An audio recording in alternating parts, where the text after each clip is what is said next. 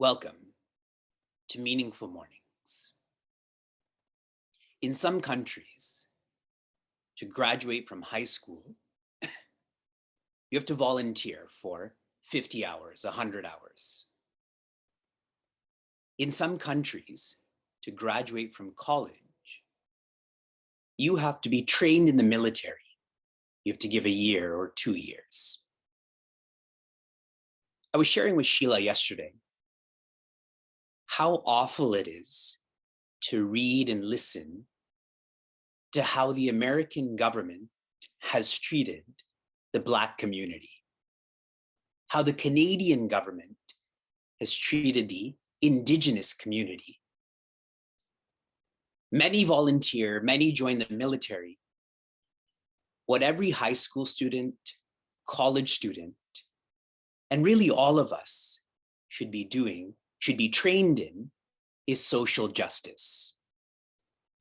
This should be mandatory for you to work professionally, for you to get a paycheck, for you to become a parent. There should be a requirement that everyone takes up a social justice purpose. Our workshop is not to focus on that which is meaningful to me only. Real meaning should be meaningful to all. Our workshop is to inspire us to be activists, social activists for social justice. What is the difference between motivation and inspiration? Think, share in the chat. What is the difference between motivation and inspiration? One difference, with motivation, we pull a philosophy down to our practice. With inspiration, we pull our practice to a philosophy. One is a lowering, one is a raising. Whenever you study a subjective science, like Bhagavad Gita, be inspired, lift your practice to the philosophy, which is why a subjective science has to be studied in the system of what is the absolute message. You come down to what is the relative message. You come down to what is the tactile message. This is an acronym for art. And Sri Krishna is naturally the originator of such a system. And we have evidence of this. In verses 11 to 25, Sri Krishna is approaching being inspired, being independent from an absolute perspective. Know vastness. In verses 26 to 30, he shifts from the absolute to the relative. And the message is, know change. And in verses 31 to 37, he shifts to a tactile perspective, and that is know responsibility. Prince Arjuna has forgotten who he is. And Bhagavad Gita is a philosophy to remind him, to remind us of our nature. Our nature is of oneness, which is why social justice should be natural to students of Advaita Vedanta.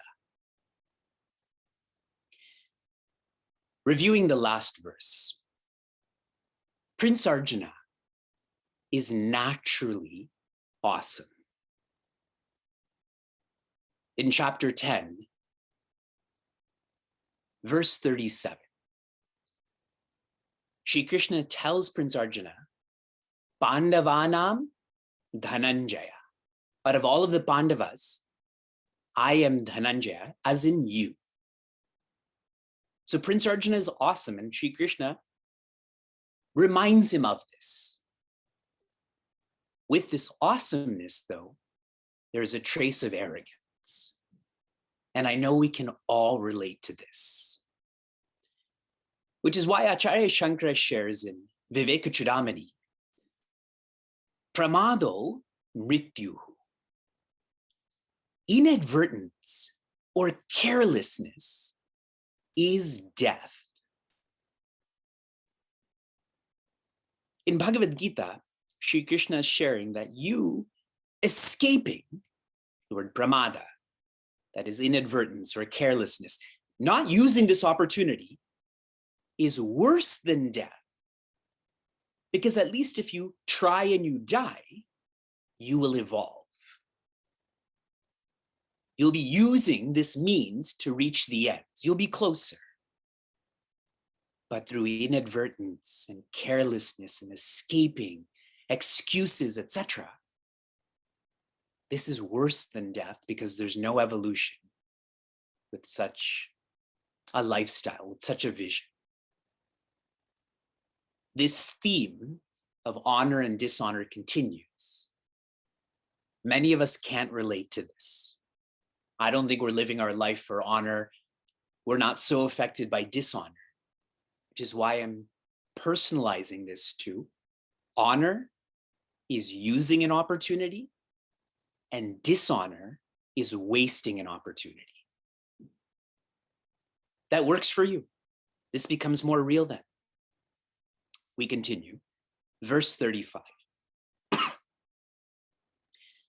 Bhayat ranat uparatam mamsyante tvam maharathaha yesham cha tvam bahumataha bhutva yasyasi laghavam. The first quarter. Uparatam, which means to withdraw, like the virtue, uparama, ranat, from this war or from this field. What will be the cause of this? Bhayat, it will be fear. If you escape, no one is going to think that you're escaping due to compassion. They will feel that you're escaping due to being a coward or being afraid.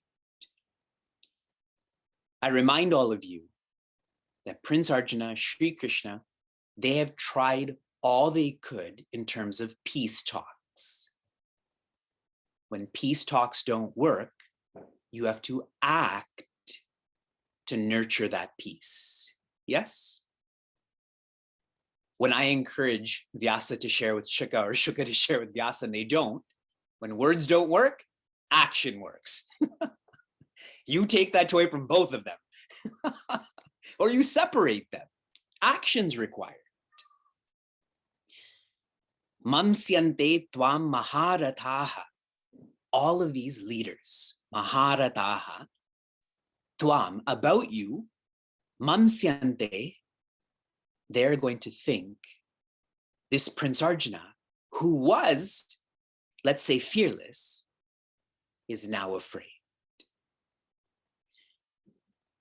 Culturally, some may be thinking, why doesn't Prince Arjuna surrender? Instead of flight, why does it, or fight, why doesn't he just freeze and surrender? The Kauravas are not a mindset to keep prisoners of war. They will not hold Prince Arjuna captive. They will kill him. And that's why I shared earlier that if he escaped, they'll kill him. If they fight him, they'll kill him. If they keep him, they'll kill him. That's how the Kauravas are. So the idea of freeze is not an option. Shri Krishna is saying flight is not an option, freeze is not an option. You have to fight. Yesham cha tvam bahumataha. All of them until now, tvam, about you, or tvam, bahumataha, they thought of you as being valorous. With kshatriyas, or leaders, there is a great culture of valor, of having those mustaches that you twist, yes? And that's why I shared in our devotional course when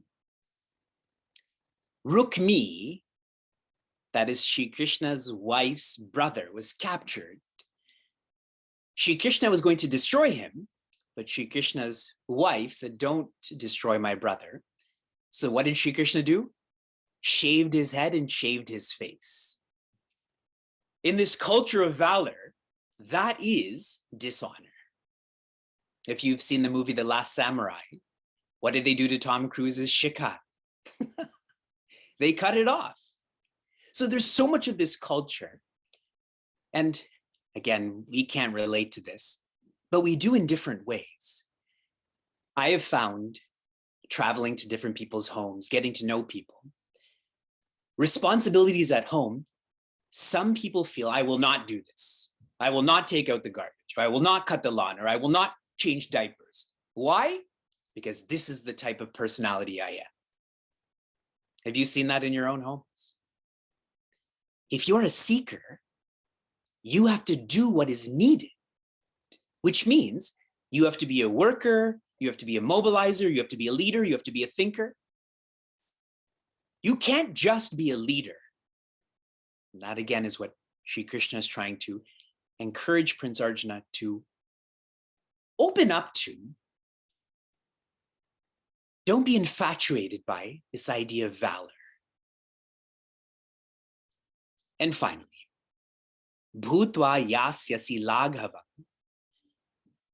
Moving forward, they're going to think of you as laghavam, as one who's light in spirit, light in strength. This is the same theme as the previous verses we've been studying. I'm adding details for us to relate to. So here's one more. If you observe social media, we live in a culture where there's a perpetual sharing of likes and dislikes. YouTube videos, even on Zoom right now, you can put a clapping symbol, correct? Or you can put a heart. It's all about likes and dislikes. And so what happens is we try to live for everyone's opinion. And that's highly demanding and confusing. Who we should be living for is what would the wise think of us? Remember the acronym, what would the wise do? If you want to know if you're doing that which is right or wrong, if you're evolving, devolving, don't go to social media. Don't go to every person, but rather, what would the wise think about me? Shri Krishna is trying to move Prince Arjuna's heart. Who cares about everyone else? You think about what the wise would think about you right now. Your mother, or me as your cousin.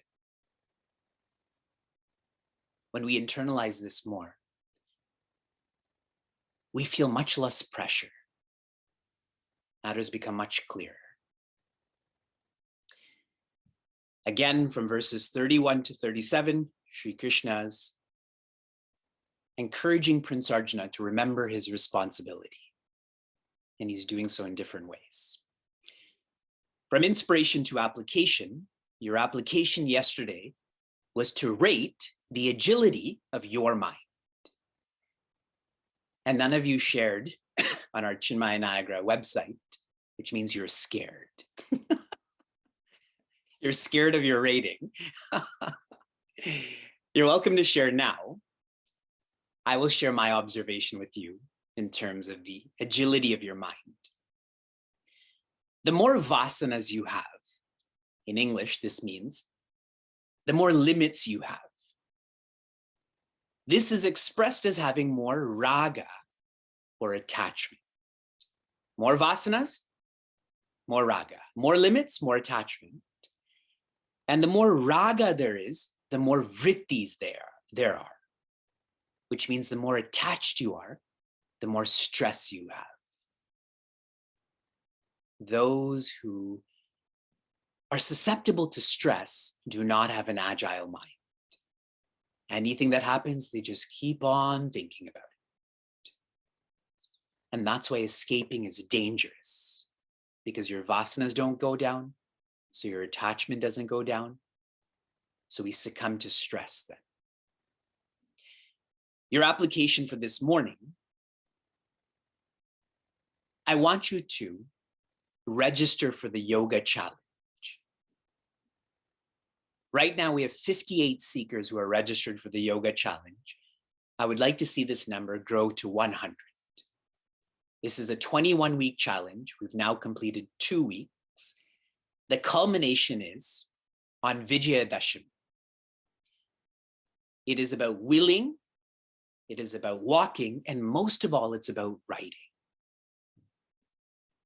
Why I encourage and insist all of you to have your cameras on is because then you will write. Those without their cameras on are probably not writing. They're probably eating or drinking or dressing. Write down these frameworks that are being shared. Write down this analysis about verses 11 to 25 and so on, so that when you feel confused or afraid or sad, you can go back to these verses. Part of this challenge is you have to write 5 pages a day. Shanti, Shanti, Shantihi.